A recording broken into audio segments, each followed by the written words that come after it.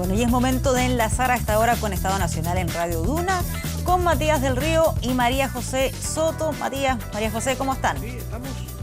No todavía. La estamos llamando. Ya, esperemos un poco. Por mientras deberíamos. Sí.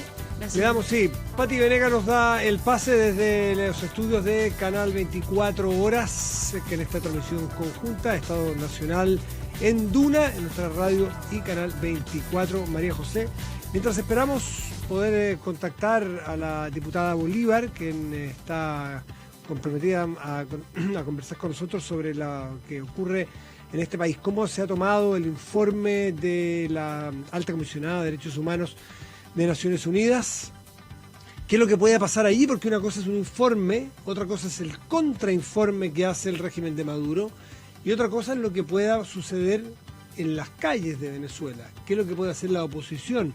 ¿Cómo puede hacer valer este informe de 18 páginas para poder conseguir el respeto de los derechos humanos que están violados en todos los aspectos, según lo ha señalado las propias Naciones Unidas en este informe? ¿Cómo puede hacerlo valer frente al régimen? Un régimen que desconoce lo que dice la Alta Comisionada de Derechos Humanos, pero vamos a ver si puede capitalizarlo la oposición organizada de tal forma de que sus derechos civiles, democráticos, de salud, económicos y sociales de libre expresión puedan hacerse cumplir. Pero por lo visto no está siendo fácil y eso es parte de los riesgos, queremos decir, cuando uno toma contacto con Venezuela, queda una hora porque las comunicaciones es parte de los problemas de infraestructura, de comunicaciones. No es fácil que ellos puedan contestar, no siempre tienen. De hecho, hablamos con la diputada hace una hora para poder conversar con Manuela Bolívar para ver qué reacción están teniendo respecto de lo que pasó del informe. Yo te contaba hace un ratito que Nicolás Maduro respondió a Michelle Bachelet con un informe con estas 70 observaciones y además planteando él varios puntos que yo te decía, pucha, entonces, ¿en qué puede aportar este informe? Porque él decía, primero, no hay presos políticos, que es algo que viene diciendo el gobierno de Nicolás Maduro hace tiempo. Sin embargo, la contundencia de este informe, donde se nombran cifras, aumento de violaciones a los derechos humanos y presos políticos, detenciones arbitrarias, etcétera, y además la recomendación de Michelle Bachelet de liberar. Y lo otro es que, claro, lo que hace Nicolás Maduro es responsabilizar al bloqueo de la crisis humanitaria que tiene que ver con los alimentos, con los medicamentos, etcétera. Entonces, en ese sentido de reacción uno se pregunta, ¿de qué sirve el informe de Naciones Unidas? ¿Cómo se puede presionar?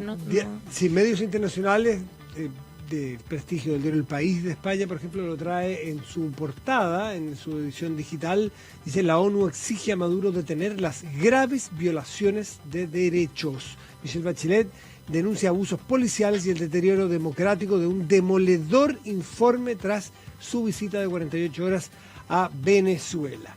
Vamos a dejar por un momento ese tema de lado porque la verdad que no hemos conseguido esta comunicación con la diputada Bolívar, por las razones que ya le explicamos. Esto no es primera vez que sucede, es difícil conseguir comunicación directa. Ahí estamos, a ver, ahí nos indica nuestra producción, don Quique Yabar, nuestro productor, está... Sí, ya tenemos, exacto, tenemos en línea a la diputada de la Asamblea Nacional, Manuela Bolívar. Diputada, ¿cómo está? Buenas tardes, desde Caracas. Hola Matías, hola María José, muchas gracias por este contacto. Bueno, te contextualizo que en el programa, que llevamos ya un rato de emisión, hemos detallado el informe de la Alta Comisionada de Derechos Humanos de Naciones Unidas. Por lo tanto, te pediría que, dando esto ya por conocido de alguna manera, nos cuentes tú cómo se recibió en Venezuela, qué se puede esperar, qué puede hacer, cómo puede capitalizar la ciudadanía venezolana este informe para poder hacer cumplir los derechos básicos que le están hoy día conculcados. Bueno, primero yo creo que agradecemos la visibilización de lo que hoy los venezolanos, la tragedia que los venezolanos vivimos a través, digamos, de esta catástrofe social, porque hay que decir que, digamos, el nivel de hambre, el nivel de desnutrición, pero sobre todo la falta de Estado de Derecho, no es producto, digamos, de unas sanciones, ni es producto de simplemente, digamos, un fracaso económico, sino hablamos de que, sin lugar a duda, de fondo, hay una crisis de carácter económico, pero generada por una crisis, digamos, política, de un modelo político que hoy limita el acceso a derechos fundamentales a todos los ciudadanos venezolanos. Y el hecho de que esto esté plasmado en el informe, o sea, que hoy se diga claramente que en Venezuela el sistema democrático está comprometido, que se diga claramente que el acceso a la justicia está limitado, que se diga claramente que la independencia de las instituciones del Estado están cuestionadas, y que lo diga sobre todo la alta comisionada, es algo que sin lugar a dudas sienta un precedente importante. Mira, fíjate, por ejemplo, hemos escuchado al régimen y a voceros también, digamos, vinculados al régimen, a las posturas del régimen, a decir que lo que se vive en Venezuela es producto de las sanciones financieras. Y esto es una muestra de que no es así. O sea, de que lo que hoy pasa en Venezuela no es producto de un bloqueo o de unas sanciones financieras, es producto de un sistema que deja, que violenta el Estado de Derecho y que violenta los derechos fundamentales. En segundo término, bueno, que es necesaria una coalición internacional. O sea, porque hoy lo que vive en Venezuela, más allá de la denuncia que es necesaria, más allá del registro, porque no debe haber impunidad, también se requiere, digamos, un debate de la región y la acción de la región y de países como, por ejemplo, los Estados Unidos, pero también Europa, incluyendo incluso aliados del régimen que hoy toman posturas críticas como China y Rusia, de que la solución venezolana está en restituir el Estado de Derecho, no está en, digamos, simplemente a través de la cooperación internacional fortalecer la ayuda humanitaria, que sin lugar a dudas trae opciones, pero hoy vemos como día a día la emergencia se agudiza más y se agudiza producto del sistema político que tenemos. Diputada, quería consultarle respecto de las reacciones que hubo del presidente Nicolás Maduro precisamente. ¿Qué esperanza tienen de que este informe pueda influir en algo? Porque él ya está planteando lo que usted decía, que esto tiene que ver con el bloqueo, y él plantea que no hay ningún tipo de preso político. ¿Qué expectativa tiene de los resultados o la influencia que pueda hacer este informe? Bueno, del régimen, sabemos, ellos creyeron que las Naciones Unidas y que la alta comisionada y los técnicos iban a decir lo que ellos querían que dijeran, porque aquí hay que decir que cuando ellos vinieron mostraron el país que no existe, o sea, el país de la película del régimen. Pintaron hospitales, pintaron paredes, colocaron, potecitos de antibióticos, pusieron gente que no es, que no es la gente que hoy en la gran mayoría está afectada por la situación política y económica. Ante eso, evidentemente hoy que tú ves una gran censura. O sea, ningún medio de comunicación, incluyendo los medios de comunicación privados que hoy tienen una figura como Conatel, que es quien autoriza el que una radio esté activa o no esté activa, no les permiten hoy, por ejemplo, hablar libremente sobre lo que dijo, digamos, este informe. Y eso es parte, digamos, del bloqueo y de la hegemonía comunicacional que hay. Diputada, ahora, reacciones internas. ¿Pero qué espera usted que pase después de este informe? Bueno, yo creo que hoy la comunidad internacional es un actor clave. Entender que no es, y sobre todo cuando había un argumento, que es que Venezuela no se podía mantener un sistema de sanciones económicas y sistema de sanciones al modelo porque le impactaba a los venezolanos. Entender que el impacto que hoy viven los venezolanos es producto del régimen, no de las sanciones.